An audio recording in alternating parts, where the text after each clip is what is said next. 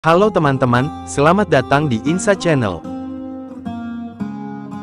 Pada video kali ini kita akan membahas kisah tangis tiang masjid yang terbuat dari batang pohon kurma.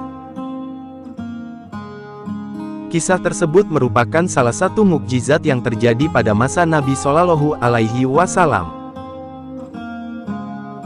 Kisah ini menggambarkan bagaimana alam, bahkan benda mati sekalipun, mempunyai perasaan dan rasa hormat yang mendalam kepada Nabi Shallallahu Alaihi Wasallam.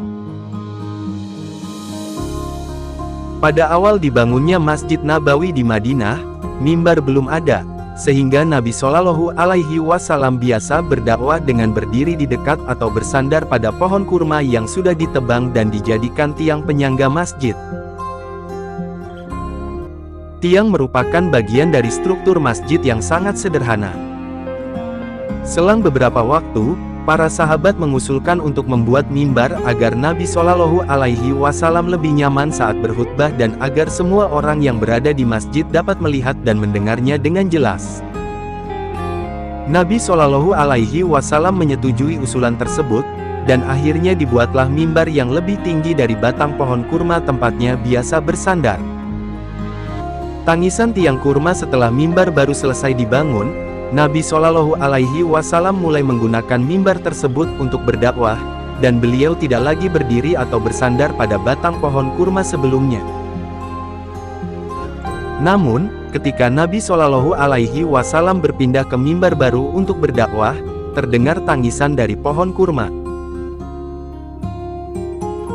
Diriwayatkan bahwa batang pohon kurma yang sebelumnya menjadi tempat bersandar Rasulullah Shallallahu Alaihi Wasallam mengeluarkan suara rintihan yang terdengar seperti tangisan.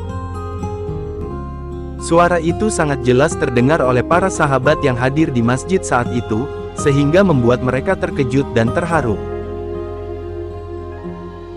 Dalam riwayat dari Jabir bin Abdullah, beliau mengatakan, ketika Rasulullah Shallallahu Alaihi Wasallam berdiri di atas mimbar, kami mendengar suara tangisan dari batang kurma itu, seperti suara unta kecil yang menangis.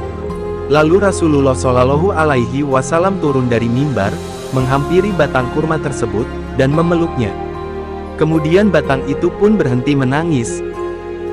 Dalam riwayat lain disebutkan bahwa Rasulullah Shallallahu Alaihi Wasallam berbicara kepada batang kurma tersebut dan memberinya pilihan. Apakah ia ingin ditanam kembali di bumi sehingga ia bisa tumbuh lagi dan terus bermanfaat bagi umat, atau ingin ditanam di surga? Pohon kurma memilih berada di surga. Setelah itu tangisnya berhenti. Kisah ini menunjukkan betapa besarnya rasa cinta dan hormat makhluk Tuhan, bahkan benda mati, terhadap Rasulullah.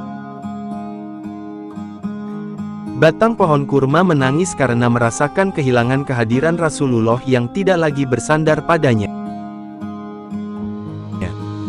Hal ini menggambarkan hubungan yang sangat istimewa antara Nabi dan alam semesta. Terima kasih telah menonton video sampai selesai, jangan lupa like, comment, and subscribe channel ini. Sampai jumpa di video berikutnya.